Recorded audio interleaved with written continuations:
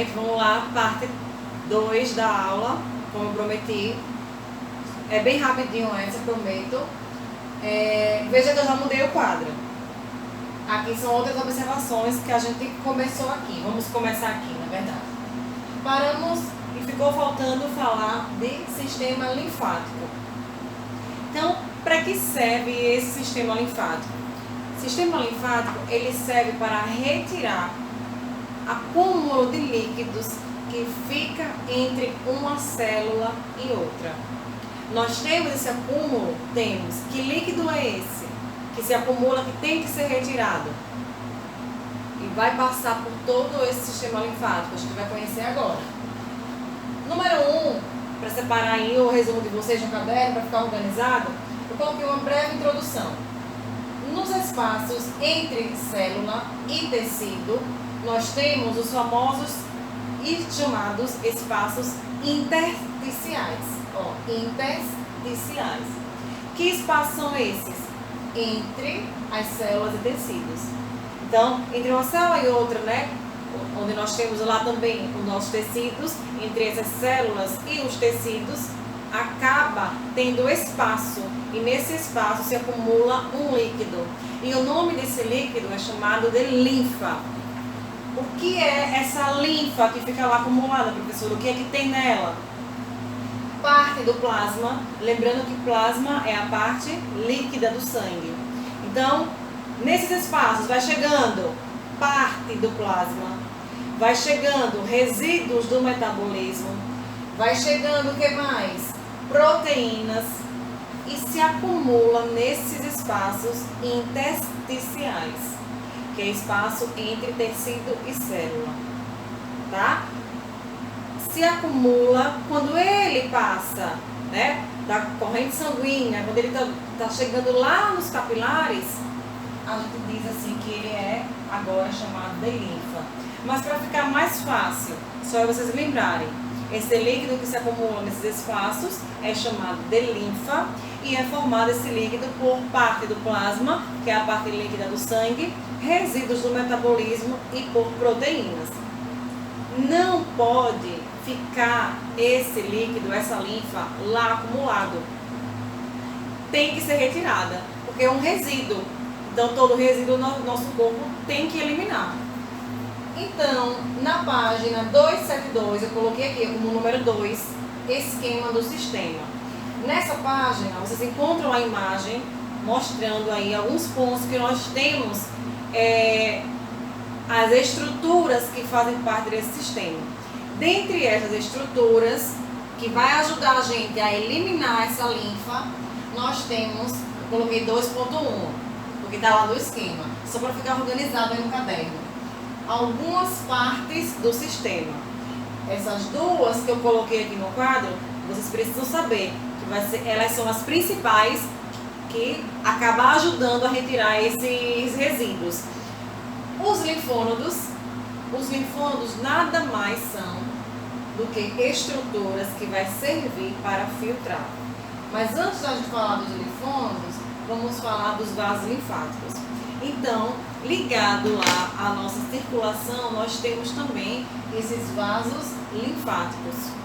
Lembre vaso como um depósito de alguma coisa, né? Você pega um vaso, você vai utilizar ele para colocar alguma coisa nesse vaso. Então, o que vai ser colocado nesses vasos linfáticos do nosso corpo é justamente a linfa.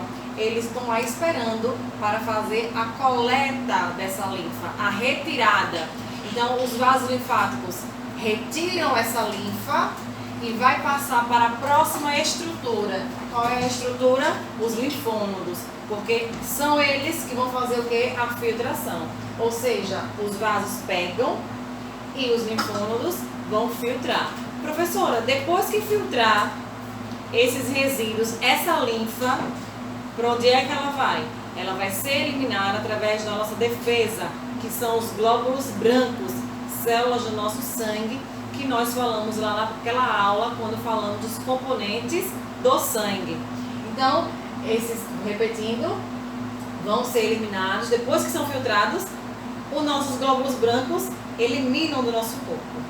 Ok? Na página 273, tem uma curiosidade, eu vou chamar de curiosidade do dia, que o oitavo ano sabe que todo sistema a gente gosta da curiosidade, né? A gente já fez várias pesquisas e descobrimos um pouquinho sobre o nosso corpo, o funcionamento do nosso corpo, que é o que vocês estudam agora no oitavo ano. Essa curiosidade é sobre uma doença que está relacionada ao sistema linfático, que é a filariose, também conhecida, né, pelos pais de vocês, ou pelas mães, pelos avós, eles podem conhecer como elefantíase, ou vocês também já terem ouvido falar dessa doença chamada de elefantíase. Ela é a filariose. Gente, o que causa essa filariose? São vermes. Esses vermes, eles são chamados de filárias. Mas esses vermes, eles só chegam até o nosso corpo através da picada de um mosquito. Então, quando ele pica, ele acaba introduzindo, né, vermes em nosso organismo. Larvas em nosso organismo. E essas larvas, elas vão atingir a fase adulta, vão atingir a nossa circulação. E quando ela atinge a nossa circulação, ela acaba chegando lá nos nossos vasos linfáticos. Esses vermes, eles se enrolam nos vasos linfáticos. Se eles estão enrolados nos vasos linfáticos, fica prejudicado o quê? A retirada da linfa.